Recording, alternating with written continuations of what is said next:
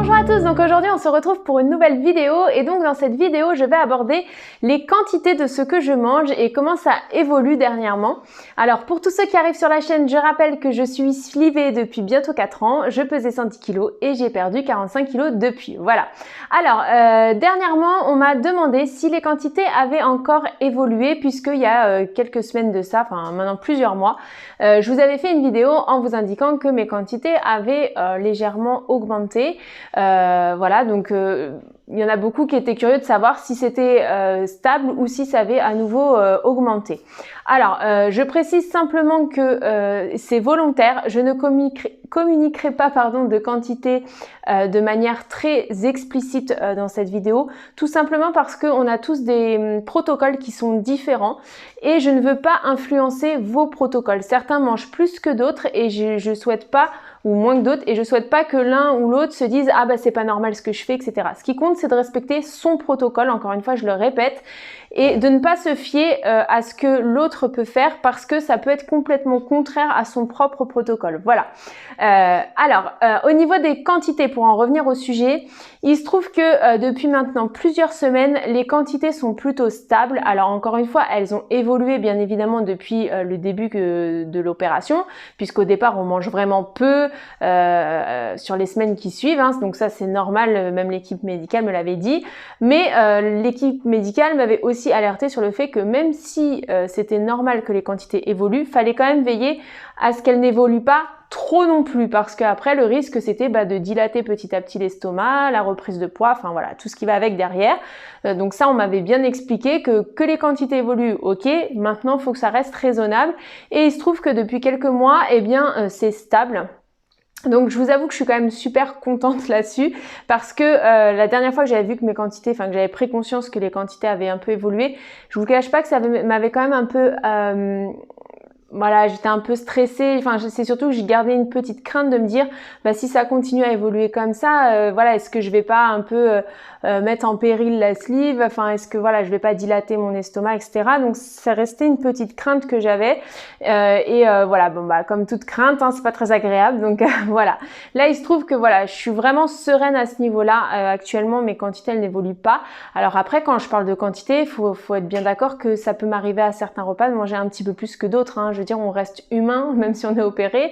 Je veux dire, même avant l'opération, il y avait des jours où vous mangez plus que d'autres, ou des repas sur lesquels vous mangiez plus que d'autres. Donc ça, c'est tout à fait normal. Mais ce que je veux dire, c'est que ça reste dans une moyenne qui, elle, est stable, et ça me rassure énormément. Un autre point positif aussi que je voulais souligner, pour tous ceux qui me suivent depuis longtemps, vous le saviez, j'étais un petit peu stressée, on va dire. Bon, c'est ma nature, hein. Du coup, en fait, j'avais toujours le besoin à chaque repas de peser mon assiette. Beaucoup d'équipes le déconseillent, hein, des équipes médicales le déconseillent, etc. Encore une fois, je suis pas là pour juger ce qu'on vous transmet ou comme information. L'essentiel c'est de suivre son équipe et les informations qu'on nous donne. Moi je sais que personnellement je ne pouvais pas faire autrement. Enfin voilà, ça me crée du stress le fait de ne pas peser mon assiette, et mon équipe médicale l'a très bien compris. Donc à un moment donné, le but c'est quand même d'être un peu sereine et de ne pas se créer des angoisses inutiles. Donc moi j'avais pour habitude de peser mon assiette, ça me réconfortait en fait, et je fonctionnais bien ainsi. En fait, il y a quelques temps de ça, j'ai essayé en fait pour me rassurer et voir un petit peu comment je fonctionnais, de remplir mon assiette sans la peser, d'évaluer à peu près ce que je me sentais capable de manger par rapport à ce que j'avais préparé, et ensuite de vérifier la quantité de ce que j'avais mis dans mon assiette. Il se trouve que en général, ça m'est arrivé d'en mettre un peu trop ou d'en mettre un peu moins, mais en général, ça correspondait à peu près à ce que je mangeais. Et en tout cas, même s'il y avait un peu plus, c'était pas énormément plus, et s'il y avait un peu moins, c'était pas énormément moins.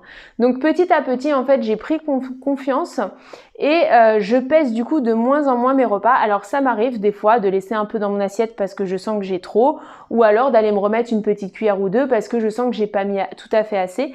Et régulièrement, alors j'ai pas de fréquence précise, mais régulièrement je pèse à nouveau mon assiette pour vérifier quand même que je suis toujours bien dans la catégorie de ce que je mangeais. Et j'ai constaté que pour moi c'est beaucoup plus comment je pourrais dire, tranquille, enfin voilà, je vis les choses beaucoup mieux, c'est beaucoup plus naturel. Ça me permet aussi d'avoir un peu plus de repères quand je vais manger à l'extérieur ou quand je suis invitée. Avant, j'avais pas tellement de repères, donc je mangeais un petit peu. Voilà, je mangeais jusqu'à temps de sentir une douleur parce que j'avais trop mangé ou quoi ou qu'est-ce. Et maintenant, j'ai remarqué que je suis beaucoup plus à l'écoute de ce que je vais ressentir. Donc du coup, dès que je sens que je commence à être remplie, eh ben je vais m'arrêter naturellement.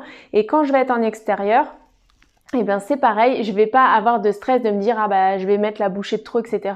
parce que j'ai beaucoup plus de repères. Donc encore une fois, sur les évolutions positives, pour moi c'est super parce que voilà, je suis pas entre guillemets dépendante d'une balance, quoi, encore une fois. Et pour moi c'est vraiment un point fort. En tout cas dans mon quotidien, je trouve que ça m'allège beaucoup psychologiquement ce côté-là.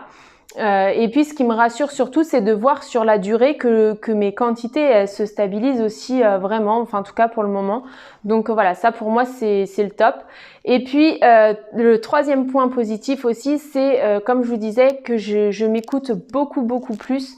C'est-à-dire que j'essaye de déjà le fait de manger plus lentement, ça m'aide énormément, mais aussi de m'intéresser un peu à ce que je ressens quand je mange, parce que parfois je me suis rendu compte que je mangeais et puis j'attendais en fait d'avoir presque mal au ventre pour m'arrêter, même si parfois vous voyez vous avez moins d'appétit, mais comme j'avais mis la quantité que je mange habituellement, bah je la mangeais. Mais pour autant, si j'ai moins d'appétit, forcément mon corps n'a pas besoin d'autant, donc je le mangeais par principe, alors que maintenant voilà, si j'ai moins d'appétit, bah je mange un peu moins. Et au contraire, si parfois je dois me rajouter deux cuillères, et ben je vais y aller sans hésitation parce que je sais que là j'en ai besoin et j'arrive à faire un petit peu plus la différence et à mieux m'écouter.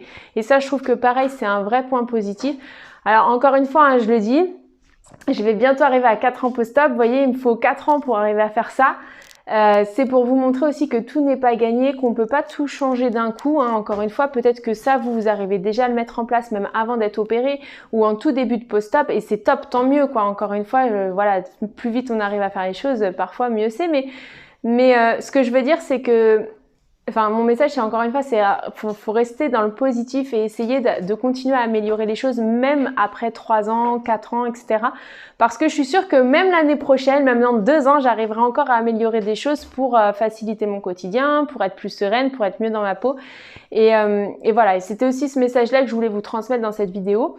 Et voilà. Et donc j'espère que pour vous les quantités elles se stabilisent. N'hésitez pas à me dire en commentaire si à l'inverse vous avez constaté que ça a beaucoup augmenté ou pas. Parfois j'ai eu des témoignages assez déstabilisants sur des quantités qui avaient vraiment augmenté, ou alors des personnes qui avaient pas tellement d'appétit sur la durée, etc. Donc c'est toujours intéressant de lire les différents parcours. Encore une fois, c'est enrichissant, ça permet d'être informé, ça permet de se poser des questions. Parfois, ça permet aussi de trouver des solutions à nos propres problèmes ou difficultés. Donc voilà, n'hésitez pas à laisser votre témoignage, n'hésitez pas à commenter. Je vous souhaite à tous une très bonne soirée et je vous dis à demain pour une prochaine vidéo.